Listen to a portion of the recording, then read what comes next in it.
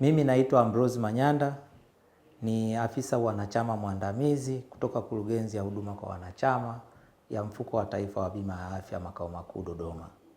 Nipo hapa leo kwa ajili ya kujibu swali letu la leo linalouliza mfumo wa self service ni nini na umerahisishaje huduma kwa wanachama wa Mfuko wa Taifa wa Bima ya Afya. Kwanza kabisa naomba tufahamu, mfumo wa self service ni mfumo wa kidigitali unaomwezesha mwanachama au mwananchi kujihudumia, kujisajili, kufuatilia taarifa zake bila kulazimika kufika katika ofisi yoyote ya Mfuko wa Taifa wa Bima ya Afya. Mfumo huu kwa muktadha wa Mfuko wa Taifa wa Bima ya Afya unawawezesha sasa wanachama wa Mfuko wa Taifa wa Bima ya Afya pamoja na wategemezi wao kuweza kujisajili, kufuatilia huduma za ambazo wanachama au wategemezi wanapata katika vituo vya kutolea huduma na huduma nyingine ikiwemo kutoa mrejesho kwa huduma mbalimbali wanazopata wanachama katika vituo, katika ofisi za mfuko na maeneo mengine bila wanachama hao kulazimika kufika katika ofisi yoyote ya Mfuko wa Taifa wa Bima ya Afya.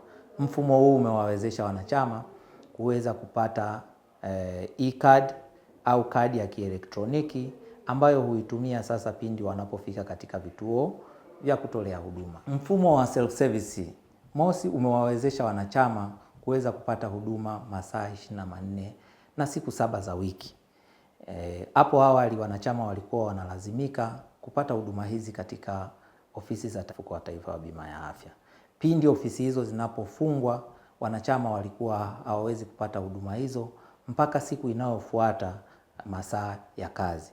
Lakini kupitia mfumo huu sasa huduma za kupata kadi, huduma za kujisajili, huduma za kuwasajili wategemezi, huduma za kutoa mrejesho na kufuatilia vibali, mwanachama anaweza kazipata masaa 24 na siku 7 za wiki bila kulazimika kufika katika ofisi yoyote ya Mfuko wa Taifa wa Bima ya Afya.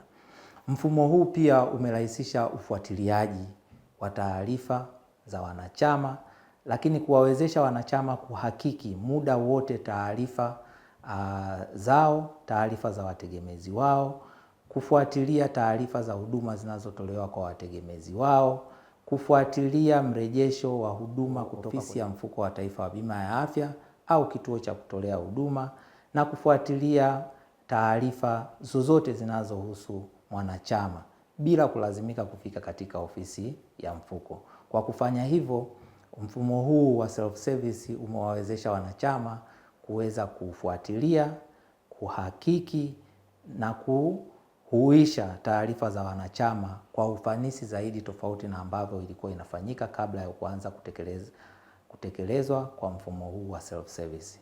Mfumo huu wa self service pia umewawezesha umeongeza uhuru, umeongeza uwajibikaji, lakini umeongeza ufanisi katika utekelezaji wa majukumu ya mfuko.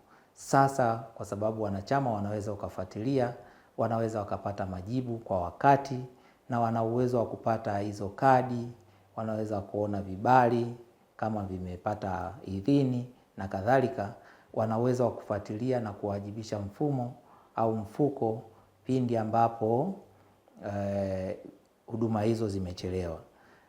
Na kwa ujumla wake sasa tunaweza tukasema mfumo huu wa self service umeongeza uhuru, umeongeza uwajibikaji kwa mfuko na kwa wanachama, lakini umeongeza ufanisi katika utoaji wa huduma kwa wanachama.